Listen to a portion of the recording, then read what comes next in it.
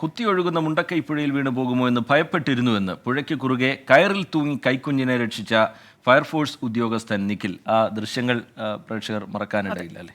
ജീവൻ പണയം വെച്ചുള്ള രക്ഷാപ്രവർത്തനത്തിന്റെ വിവരം പങ്കുവയ്ക്കുകയാണ് കോഴിക്കോട് ചെറുകുളത്തൂർ സ്വദേശിയായ നിഖിൽ മല്ലിശ്ശേരി. സമീർ സി മുഹമ്മദ് തയ്യാറാക്കിയ റിപ്പോർട്ടിലേക്ക്. 3 മാസം മാത്രം പ്രായമുള്ള കൈക്കുഞ്ഞിനെ നെഞ്ചോട് ചേർത്ത് മുണ്ടക്കൈ പുഴയ്ക്ക് കുറുകെ കയറിൽ തൂങ്ങി രക്ഷാപ്രവർത്തനം നടത്തിയ ഒരു ഉദ്യോഗസ്ഥനുണ്ട്. ആദ്യം നമ്മൾ വിചാരിച്ചു അതൊരു സൈനികനാണെന്ന്, പിന്നീട് മനസ്സിലാക്കി അതൊരു ഫയർഫോഴ്സ് ഉദ്യോഗസ്ഥനാണ് എന്ന്.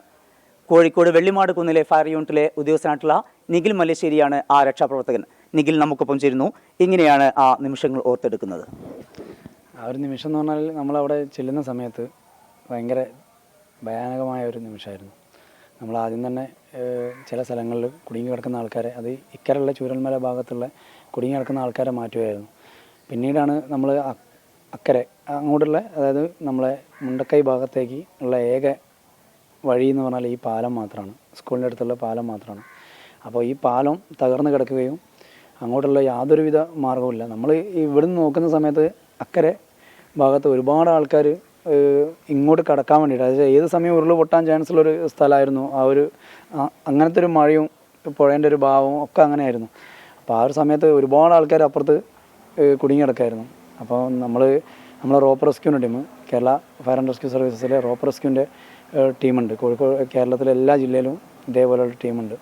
അപ്പോൾ നമ്മളെ റോപ്പ് റെസ്ക്യൂൻ്റെ ടീം ആണ് പെട്ടെന്ന് അവിടെ എത്തിയിട്ട് ഈ റോപ്പ് റെസ്ക്യൂ ചെയ്തത്. നമുക്ക് വേറൊരു മാർഗ്ഗമില്ലായിരുന്നു ആ ഒരു സമയത്ത്. ഈ റോപ്പ് റെസ്ക്യൂവിൻ്റെ ഇത് മാത്രമായിരുന്നു ഉണ്ടായിരുന്നത്. 9 വർഷമായി ഇപ്പോൾ സർവീസിൽ വളരെ വ്യത്യസ്തമായിട്ടുള്ള ഒരു രക്ഷാപ്രവർത്തനമാണ് വയനാട് നടക്കുന്നത്. തീർച്ചയായും നമ്മൾ 9 വർഷം സർവീസ് ആയിട്ടുള്ളൂ. അപ്പോൾ ഈ ഒരു സമയത്ത് നമ്മൾ അറ്റൻഡ് ചെയ്തതിൻ്റെ വലിയൊരു കോള് തന്നെ പറയാം. ആ കുഞ്ഞിനെയും കൊണ്ട് പുഴയ്ക്ക് കുറുകെ ഇങ്ങനെ പോകുന്ന സമയത്ത് എന്തായിരുന്നു ഉള്ളിലുണ്ടായിരുന്നത്? ഒരു വലിയൊരു ഭീതിപ്പെടുത്തും. പ്രത്യേകിച്ച് കുത്തൊഴുകുന്ന പുഴയാണ്, അതിന് മുകളിലൂടെയാണ് ഇങ്ങനെ മുറുകെ പിടിച്ചുകൊണ്ടുള്ള ഒരു വരവ്. ഞാൻ ഇവിടുന്ന് അങ്ങോട്ട് ഒരു മെസ്സേജ് കിട്ടി നമുക്ക്.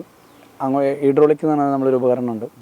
ഈ ഉപകരണം അവിടെ എത്തിക്കണം. ആൾക്കാരെ ഇരുമ്പ് കട്ട് ചെയ്തിട്ട് ആൾക്കാരെ പുറത്തെടുക്കേണ്ട ഒരു സാധനമാണ്. അപ്പോൾ ഇതുമായിട്ടാണ് ഞാൻ അങ്ങോട്ട് പോയത്, അക്കരയ്ക്ക് പോയത്. നമ്മളിവിടെ ആണെങ്കിലും ആദ്യം ഇക്കരെ ആയിരുന്നു ആദ്യം ഇവരെ കൂടെ ജോലി ചെയ്തുകൊണ്ടിരുന്നത്.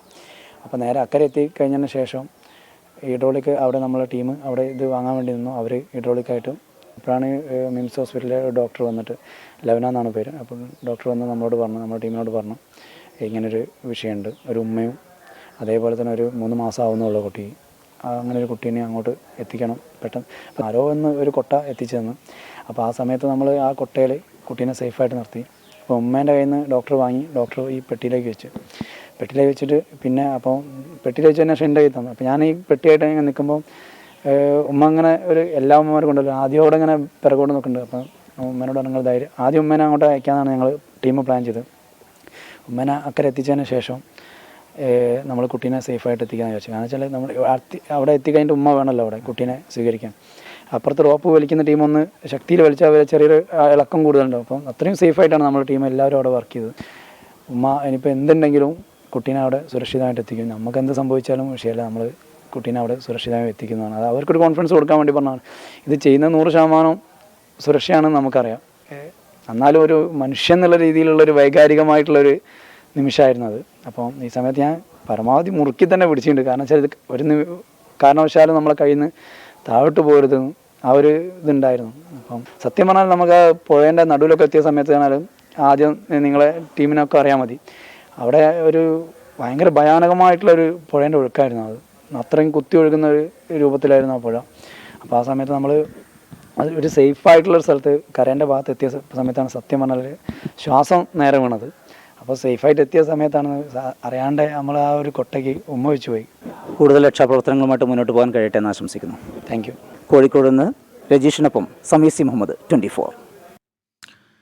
അങ്ങനെ ആ രക്ഷാദൗത്യത്തിൻ്റെ ഭാഗമാകുന്ന എല്ലാവരെയും നമ്മൾ ഓർക്കേണ്ട, ചേർത്ത് പിടിക്കേണ്ട ഒരു ഘട്ടം കൂടിയാണിത്. നമ്മുടെ വിവിധ സംവിധാനങ്ങൾ, അത് സൈന്യമായിക്കോട്ടെ, ഫയർഫോഴ്സ് ആയിക്കോട്ടെ, NDRF ആയിക്കോട്ടെ, പോലീസ് ആയിക്കോട്ടെ, പ്രാദേശിക രക്ഷാപ്രവർത്തകരായിക്കോട്ടെ, സന്നദ്ധ സംഘടനകളിലെ പ്രവർത്തകരായിക്കോട്ടെ, അവരൊക്കെ ഈ ഘട്ടത്തിൽ വലിയ വേദനാ ദുരന്തം സമ്മാനിക്കുന്നുണ്ടെങ്കിലും അതിനിടയിൽ നിന്ന് ഒരുപാട് നല്ല കാഴ്ചകളും നമുക്ക് കാണാൻ കഴിയുന്നുണ്ട്. ചേർത്ത് പിടിക്കലിൻ്റെയും കൂട്ടായ്മയുടെയും സ്നേഹത്തിൻ്റെയും ഒക്കെ കാഴ്ചകൾ നമുക്ക് കാണാൻ കഴിയും.